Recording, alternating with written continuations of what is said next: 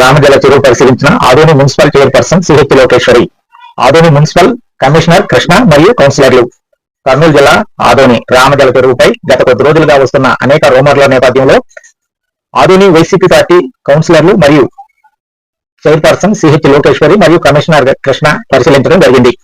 ఈ సందర్భంగా చెరువు సుందరీకరణ విషయంపై కమిషనర్ గారితో, అలాగే చేపలు పట్టే వారిపై కఠినంగా చర్యలు తీసుకోవాలని, చెరువు అంచులపై ముళ్ల పొదలను తొలగించాలని పలు అంశాలను చైర్పర్సన్ లోకేశ్వరి కమిషనర్ దృష్టికి తీసుకుపోగా ఖచ్చితంగా రామజల చెరువుపై వస్తున్న రూమర్లకు ఆనకట్ట వేస్తామని, అలాగే త్వరలోనే మనుషులను పెట్టి ముళ్ల పొదలను తొలగించి చెరువు సుందరీకరణకు తక్షణమే చర్యలు చేపడతామని కమిషనర్ గారు హామీ ఇచ్చారు.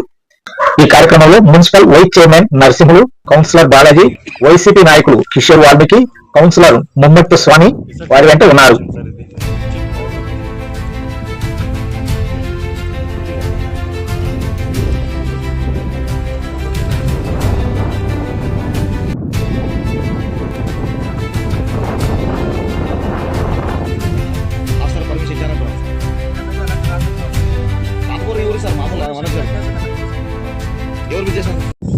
మన రామచర్లలో 350 mm వాటర్ ఉన్నాయి.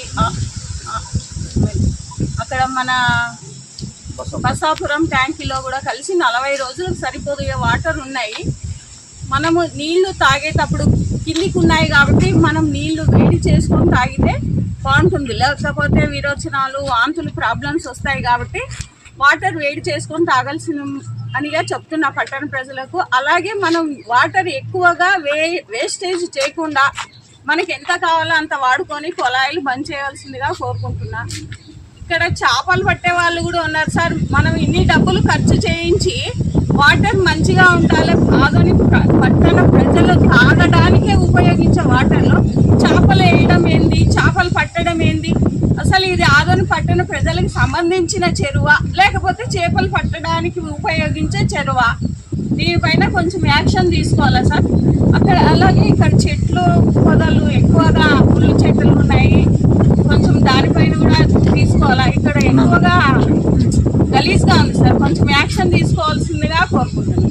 ఒకటి చేపలు పట్టే వాళ్ళది ఇదేమి సొంతం మీ చేపలు పట్టేది కాదండి, ఇది ఆదోని పట్టణ ప్రజలు. ఇది ఎప్పటి నుంచో మన బసాపురం చెరువు కన్నా ముందే రామజల, ఇది పురాతనమైనది. ఇది ఆదోని పట్టణంకి వాటర్కి ఉపయోగించే చెరువు.